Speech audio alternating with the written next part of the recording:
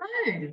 I am making a recipe and I'm going to do it in two parts because there's a bit of bit of cooking times, etc., etc.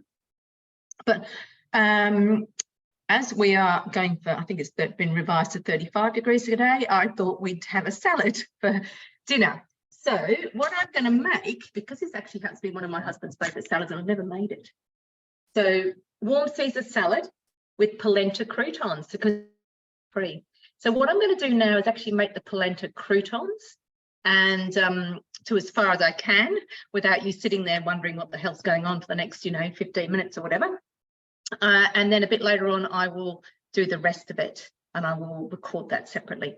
Anyway, here we go. Polenta croutons. Quite excited about this. Start cooking. Line a baking dish with plastic wrap. Now, here we are, bit of sustainability. I'm using this, and this is this, okay? So you can wrap, you can seal, and you can bake on it. We're not actually going to bake these, although I'm a bit tempted to bake them because it says to grill them. I'm a bit tempted to make them into croutons and just put in the oven. But anyway, great for the earth, machine or hand washable and reusable over and over, sustainability and ethically manufactured. So it is this green stuff here. And I was just thinking, I do have some plastic wrap in the house, but I use it, honestly, absolutely sparingly. We've had that roll for I don't know how long. But I just thought, I'll use this. So I've lined that. Then I'm popping 30 grams of Parmesan cheese in.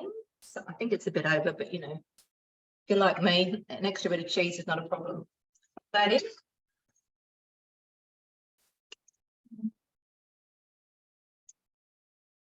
Got to turn it to speed 9.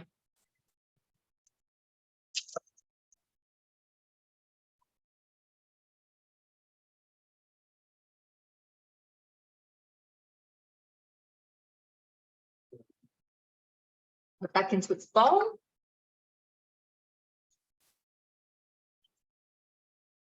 Just in case no one's seen what that does. Best thing about this is, of course, no additives and preservatives, whereas you have anti-caking agent when you buy it in the supermarket ready grated. And you're in charge of how much you put in there. And so a little bit extra, as I said, never goes astray when it comes to Parmesan. So that's my Parmesan, beautifully grated. 2 sprigs of parsley. Well, this is pretty much all I've got left in the garden. So I'm just going to take the leaves off this. So anyone who's gluten-free, this is a great option if you want to do a Caesar salad. Okay, thing, lid back on. 5 seconds, speed 7.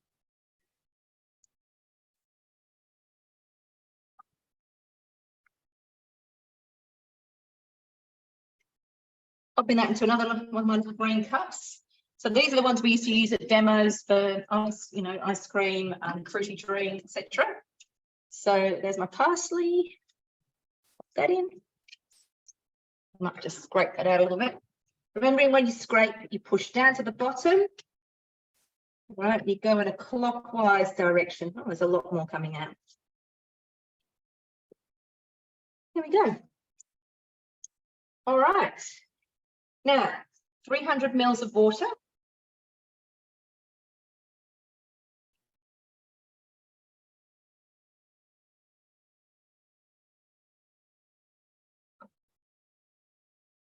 $302 mils of water. And 1 teaspoon of vegetable stock paste. Now, if you make your own vegetable stock paste, you will realise that this is probably a bit of a funny colour. But the reason for that is it's got some beetroot in it. So I don't 100% follow the recipe on Cookie Do. I used to, and I used to for years.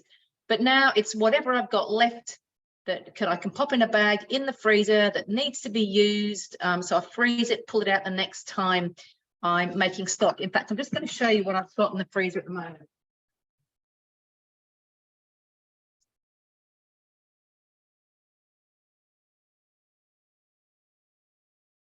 So I probably should make some more stock, but you can see I've got carrot peelings. I've actually got a bit of apple in there too.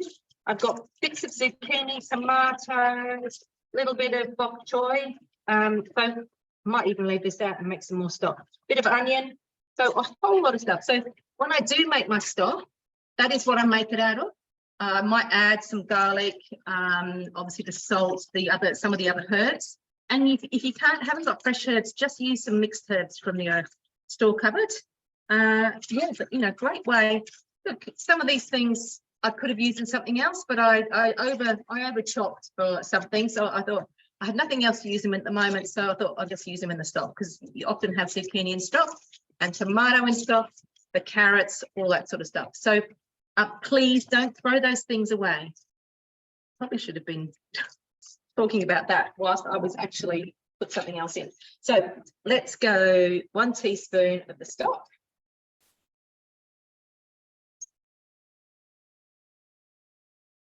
Popping the simmering basket on top.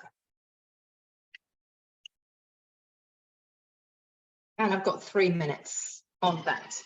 Okay, so that is just going to warm the water up.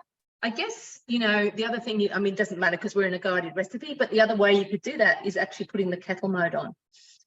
Or boiling a kettle. That would have saved a bit of time too, wouldn't it? So boil a kettle, pop it on, and then you can watch to see when it actually gets to 100 degrees. I should have really thought about that before. But so if you are doing things and it requires heating water, particularly if you're going to use the Baroma, if you start with boiling water, that's going to cut your cooking time down by about 5 minutes, because that's how long it's going to take to really heat it up. It only hasn't even given us much time for this one at all. But anyway, it's heating slowly. Maybe it doesn't even want to get to boiling. Whilst we're in here, though, I just want to show you a couple of things too. Our 3 magic dots. And if you haven't seen the YouTube video about the 3 magic dots, please go and have a look. I can go open preview, and that's going to tell me what's next. And I can step through my recipe like this. So this is why we're not going to hang around for the whole recipe. All right. To get back into the recipe, I just hit the number I'm on there. If I want to look at what other ingredients I need, recipe detail, go down here, and it's going to show me the other ingredients I need to get ready for this dish. And also right at the very bottom, long way down there, goodness me. It's got tips and hints. So make your own stock taste, And what's this say? Oh, utensils. Calorific content, I'm not going to look at that one because that's far more than we would normally have. And there was something else in this I was going to change, I thought. Dressing, oh, that's the polenta. Okay. That's the chicken. Yeah, chicken in there. And it's putting, it's cooking the chicken first, and then it's cooking the eggs. Now, I would do them together, and I will do that when I actually film this a bit later on. So let's go back to our recipe. I can hear it's really heating up. So here we are, we're up to 85 degrees. That's actually pretty quick, isn't it? But there's only 300 mils of water. So we do have kettle mode on here. If I was just using it to boil a kettle, well, I'd boil my kettle, it'd be quicker. But it is fantastic for poached eggs. Really good to keep your water temperature at 100. And obviously, you could also, let me go out of this, show you. Kettle mode. Oh, it's not going to show me but anyway, that's how you go into your kettle mode. 5 seconds left. We'll just carry on with this bit with my polenta. And okay. Now, funny fact, I assumed I had plenty of polenta. I pre-weighed it. I had 80 grams. Otherwise, it was a trip to the shops, which was not going to be it's going to be a bit annoying. So, thermoscales. I'm just going to avoid the top of the loads as much as possible, so that gets in there. So 79, there you go. And what's going to happen, it's going to cook, as you saw, for 10 minutes. All right, and then we'll have a look. Then I'm going to add some butter. Then I'm going to add a parsley. Then I'm going to add half of the reserve Parmesan. Pop the lid on. Mix it all up for 10 seconds. Interesting. And sometimes in the preview it doesn't tell you what speed. So when I get there, it'll tell me what speed. Cool slightly, approximately 10 minutes. Then I'm going to put it into my tray and just flatten it out. Then it has to go in the fridge for 30 minutes. Okay. And then what you're going to do is make the dressing and start and carry on with the rest of the dish. However, to finish off the polenta, go down into here to tell you what happens next.